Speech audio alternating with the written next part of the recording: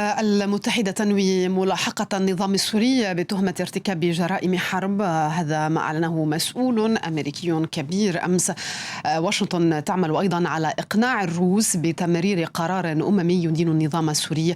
وزيرة الخارجية الأمريكية هيلاري كلينتون تحدثت مع وزير الخارجية الروسي سيرجي لافروف أمس حول المسألة. التوتر في سوريا عبر الحدود إلى لبنان. 6 قتلى بينهم جندي سقطوا في اشتباكات مسلحة بين السنة والعلويين في مدينة طرابلس شمال لبنان. اشتباكات بين منطقتي باب التباني ومنطقة جبل محسن. هؤلاء متظاهرون لبنانيون، لكنهم لا يطالبون بإسقاط نظامهم، بل يهتفون ضد النظام السوري. تظاهرة نظمها بعض سكان مدينة طرابلس في حي باب التبانة تضامنا مع الحركة الاحتجاجية السورية. اسمع يا بشار، اسمع، دم المسلم ما بينباع. الشعب السوري ما راح ينسى دم الشهداء، ويومك جاي قريب ان شاء الله. الشعارات حملت دعما للمحتجين السوريين وتنديدا بقمع أجهزة النظام، بالإضافة إلى هتافات داعمة للسلفيين. التظاهرة تحولت إلى اشتباك حصيلته 6 قتلى. اشتباك أخذ طابعا طائفيا بين معارضي النظام السوري من سنة باب التبانة ومؤيديه من علوي المنطقة المجاورة التي تدعى جبل محسن. تجدر الإشارة إلى أن هاتين المنطقتين تشهدان في السنوات الأخيرة نزاعات متقطعة، وهما من المناطق الأكثر فقرا في طرابلس شمال لبنان. وللتعليق على هذه الاشتباكات إذن في طرابلس شمال لبنان ينضم إلينا عبر الهاتف من هناك محمد الحسن مدير مكتب جريدة اللواء في المدينة. أهلا بك أستاذ محمد. ذكرت أنباء عن أن التوتر مستمر في هذه المنطقة بين جبل محسن وباب التباني وعن تجدد حتى هذه الاشتباكات. هل تؤكدون لنا بداية هذا الخبر؟ منذ منتصف الليلة الماضية بتوقيت بيروت الاشتباكات في منطقة التباني انتهت عمليا وفق اتفاق تم توصل اليه لوقف اطلاق النار برعاية رئيس مجلس الوزراء نجيب ميقاتي. هذا الاتفاق سرى المفعول بدءا من 2 فجرا بتوقيت بيروت، والأوضاع الآن هادئة عادت إلى طبيعتها جزئيا على أن تعود إلى طبيعتها بشكل كامل خلال الساعات القليلة المقبلة. الوضع الذي حصل في طرابلس هو وضع طارئ. هناك من حاول توصل رسالة إلى الحكومة اللبنانية، وهذا أمر خاطئ جدا.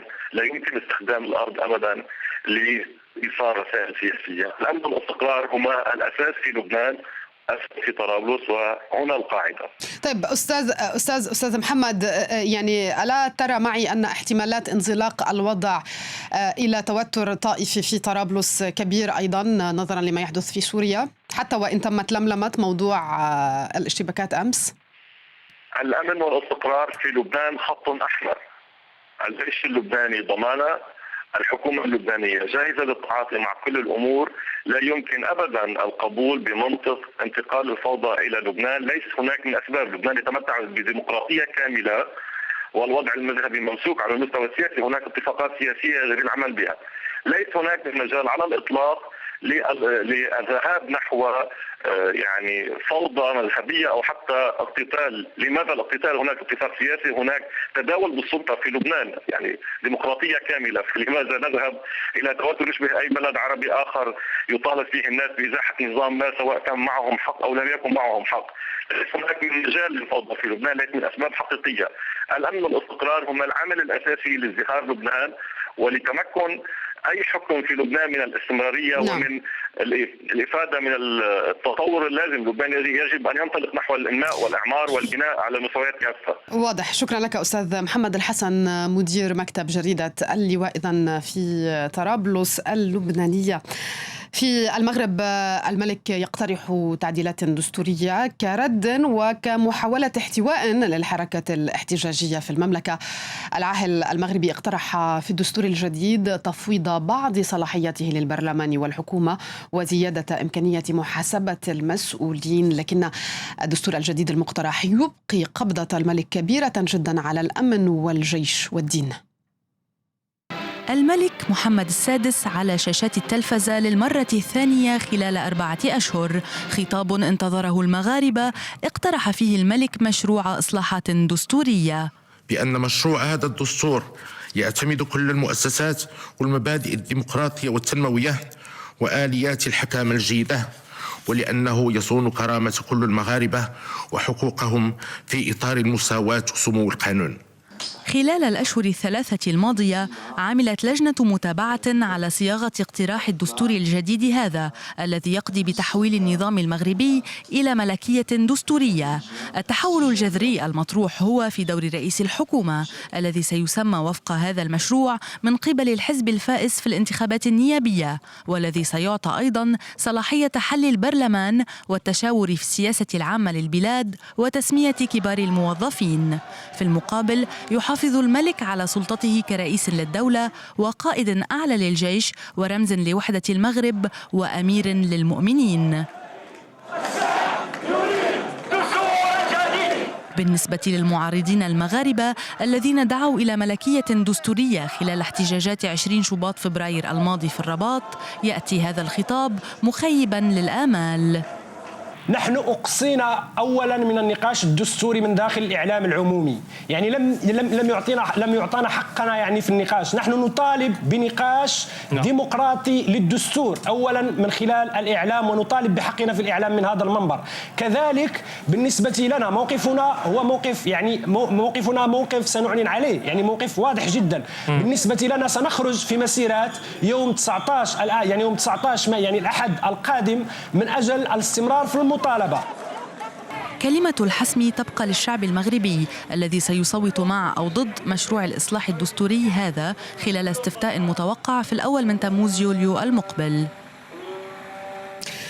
وردود الفعل الشعبية على التعديلات الدستورية المقترحة من العاهل المغربي تراوحت بين الترحيب والحماسة وبين اعتبارها غير كافية لكونها تبقي الكثير من الصلاحيات في يد الملك، كما هو الحال في حركة 20 من فبراير التي تقود الاحتجاجات منذ شهور في المملكة، والتي دعت كما رأينا إلى التظاهر غدا في خطوة تعكس رفضها للدستور الجديد. للتعليق على هذا الوضع أرحب بضيفي في الاستوديو الروداني الشرقاوي الباحث السياسي المختص في العالم العربي.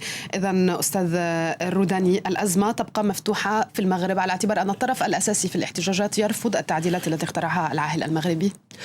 أعتقد بأن ليست هناك أزمة، هناك انشغالات المواطنين حول طبيعة هذه التغيرات ومدى مستوى تحقيق، لأن هناك مستويات التفاعل من خلال الخطاب الملكي ومن خلال الوثيقة الدستورية المقدمة، والتي أقول للحقيقة يعني درستها بما فيه الكفاية لأقول لك بأن الوثيقة الدستورية تفوق المطالب الاحتجاجات التي يعرفها المغرب.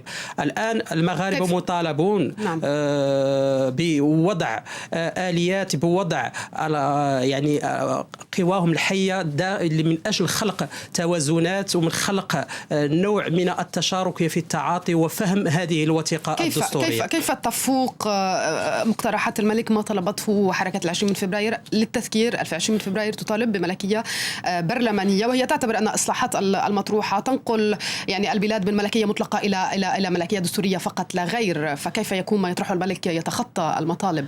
أنا لإجابة عن هذا السؤال أقول لك مثلا الوثيقة الدستورية لأمريكا، وثيقة بنسلفانيا 1776، وحتى الوثيقة الدستورية الآن التي تقوم بأمريكا، هناك التدرج وهناك العقلانية في التعاطي مع مشاكل المجتمع. الآن نحن أمام وثيقة دستورية التي في حيثياتها وآلياتها تدرج المغرب نحو ملكية دستورية ديمقراطية برلمانية اجتماعية. طبيعة ملكية أسست، يعني هذه طبيعة الملكة تؤسس لانتقال ديمقراطي حقيقي مع سرعة قوية جدا. الآن هذه السرعة أصبحت هل المجتمع والنقابات والأحزاب السياسية قادرة على أن تسير في هذه السرعة التي ذهب بها الملك بالأمس ومن خلال الوثيقة الدستورية، أم هناك يعني نقاشات تضليلية غوغائية تكون يعني غير مؤهلة لخلق هذا الإجماع التوافق الذي يجب على المغرب أن يتأسس عليه في هذه المرحلة؟ يعني تعتقدون بأن حركة 20 فبراير صغيرة ولا يمكن أن تعيق الاستفتاء على الدستور، بما أنكم تصفونها يعني تصفون من يرفضون التعديلات بالغوغائيين؟ ماذا تقصدون بهذا الكلام ولماذا؟ يعني لماذا تعتبرون كل من يطالب بإصلاحات أكثر يوضع في هذه الخانة؟ وهل ستمرر أنا أقول من هذا المنبر يجب على الجميع أن يفهم التحولات التي يعيشها العالم العربي، التحولات التي يعيشها المغرب ليس دولة منفردة بوحدها في منطقة. هناك مسائل جيوسياسية، مسائل استراتيجية، هناك تهديدات يعرفها المغرب، هناك مشروع الجهوية المتقدمة، هناك مشروع الحكم الذاتي، هناك مشكل الصحراء، هناك مشكل علاقات المغرب مع الدول العربية، هناك مشكل المغرب داخل كل هذه التحولات يجب أخذها بعين الاعتبار لجعل الجميع أن يفهم أن التدرج والعقلانية شيء مهم للوصول بالمغرب إلى الأمان. كما قال العاهل المغربي بالأمس، قال بأن الدستور ليس غاية في حد ذاته، بل هو وسيلة لقيام مؤسسات ديمقراطية تنهض وهذه المؤسسات يجب على الجميع أن يكون فيها من أجل تطويرها ومن أجل وضع اللبنات الأساسية لدولة ديمقراطية وحداثية. شكرا لك الشرقاوي الروداني، الباحث السياسي المختص في العالم العربي، شكرا لحضورك معنا اليوم. ننتقل إلى الملف الليبي. العقيد معمر القذافي يتوعد مجددا حلف شمال الأطلسي بالهزيمة، وذلك في رسالة صوتية بثها الإعلام الرسمي. يأتي هذا فيما تتضارب الأنباء حول حقيقة إجراء اتصالات بين طرابلس وبنغازي، ففي حين تنفي المعارضة إجراءها أي اتصالات، وهو ما كان يتحدث عنه المبعوث الروسي إلى أفريقيا ميخائيل مارغيلوف. رئيس الوزراء الليبي يؤكد حصولها ويقول: اسألوا الاستخبارات الغربية والمصرية والتونسية. ميدانيا قتل 10 أشخاص وأصيب 40 آخرون بجروح في قصف شنته قوات القذافي على مصراتة. المفاوضات بين واشنطن وحركة طالبان بدأت وتجري بصورة جيدة. هذه الأنباء التي كانت تنقل عن مسؤولين ومصادر تأكدت اليوم على أرفع المستويات، إذ أكدها الرئيس الأفغاني حامد كارزاي نفسه اليوم، وفي خطوة تهدف أيضا لتشجيع طالبان على الانخراط في المصالحة الأفغانية.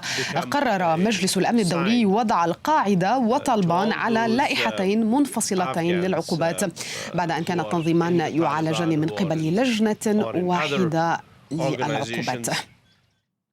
نهاية النشرة، شكرا لمتابعتكم وإلى اللقاء.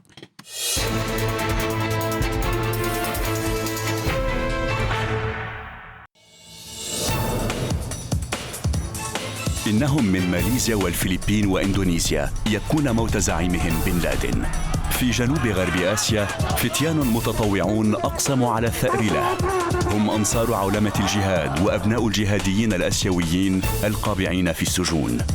من أدغال الفلبين إلى معتقلات إندونيسيا، مراسلون اقتفوا أثر القاعدة عبر الشبكة الآسيوية وصولا إلى أبوتاباد حيث قتل بن لادن.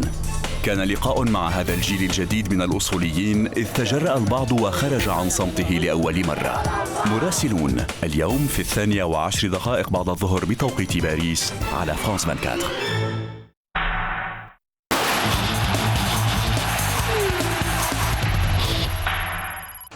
الاتحاد الفرنسي لكرة القدم ينتخب رئيسا له اليوم ولمدة 18 شهرا، ويتنافس على المنصب كل من الرئيس الحالي فرناند دوشوسوا ونائبه نويل لوغريت ورئيس الجمعية الفرنسية لكرة القدم للهواة إريك توما. وسيقوم 300 شخص بانتخاب إحدى القوائم الثلاث المترشحة، إلا أن دوشوسوا الذي تولى المنصب في تموز يوليو الماضي بعد استقالة جون بيير إسكاليت ومن ثم بالانتخاب في كانون الأول ديسمبر الماضي يعتبر الأوفر حظا أيضا بالفوز بالمنصب، وأيا كان الفائز فلن يتسنى له تنفيذ برامجه، إذ سيعاد انتخاب رئيس جديد في كانون الأول ديسمبر العام القادم. في سوق الانتقالات الكروية تقرر ضم لاعب وسط نادي ليون السابق جيريمي تولالون إلى صفوف نادي مالاغا الإسباني رسميا، وذلك بعد توقيعه عقدا لمدة 4 سنوات مع النادي الذي يملكه أحد أفراد العائلة المالكة في قطر منذ عام 2010، وتقدر الصفقة